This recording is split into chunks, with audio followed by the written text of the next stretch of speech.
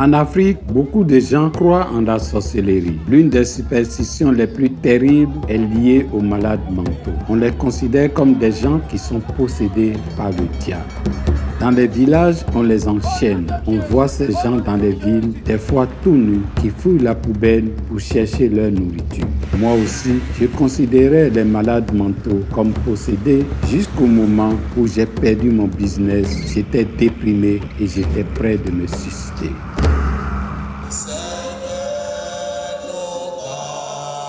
Un prêtre m'a dit alors, chaque croyant doit poser une pierre durant la construction de l'église. J'ai compris que ma pierre, c'est d'aider les malades mentaux. En Afrique, ils sont oubliés par tout le monde. En Côte d'Ivoire, il n'y a que 2 hôpitaux psychiatriques. Au Bénin, il n'y a qu'un. Jusqu'à aujourd'hui, dans les hôpitaux publics, vous n'avez pas d'argent, impossible. Ce n'est pas les malades mentaux seulement, c'est tous les centres de santé. On traitait les malades d'abord dans une petite chapelle à l'intérieur de l'hôpital de Bouaké. Bien sûr, avec l'aide d'un psychiatre qui prescrivait des médicaments pour nos patients. Ainsi est née l'association Saint-Camille et 2 ans plus tard, nous avons déjà ouvert notre premier grand centre. On a commencé à m'inviter chez les malades qui étaient dans les villages. Ce que je voyais déchirait mon cœur. Un malade était bloqué au sol, tout comme Jésus. Il était totalement pourri. La maladie mentale représente beaucoup de honte pour les parents. Vous pouvez rentrer dans un village, le malade est enchaîné dans la maison, mais personne du village n'est au courant. Ils sont traités comme pire qu'un animal.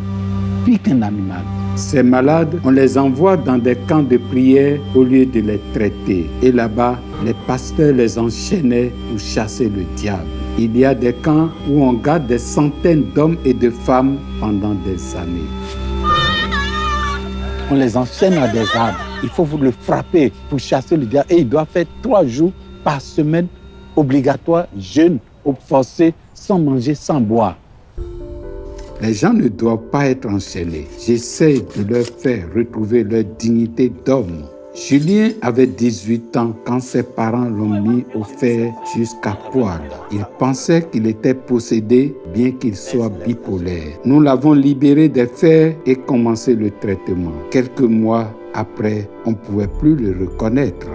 J'aime les sciences de la vie et de la terre. C'est pour mieux appréhender ce qui se passe entre l'univers. Maintenant, je suis sans les chaînes, ça me fait de la merveille. En plus des schizophrènes, des bipolaires, nous avons aussi des épileptiques.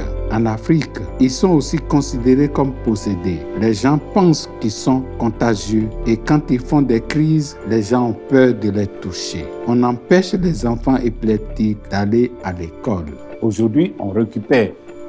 Beaucoup commencent maintenant à comprendre que ce sont des gens, s'ils suivent bien leur traitement, ils peuvent mener leur vie comme tout le monde. Aujourd'hui, on a déjà 11 centres dans plusieurs pays. Nous avons aussi 7 centres de réinsertion où les malades peuvent travailler et être utiles. Raymond aussi était enchaîné à l'époque et maintenant il est boulanger dans une de nos boulangeries.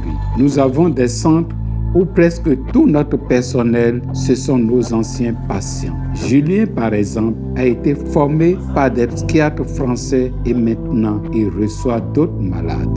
J'ai contribué, j'ai fait quelque chose pour l'établissement, soit dans les soins, et l'aide, en fait, tout ça là.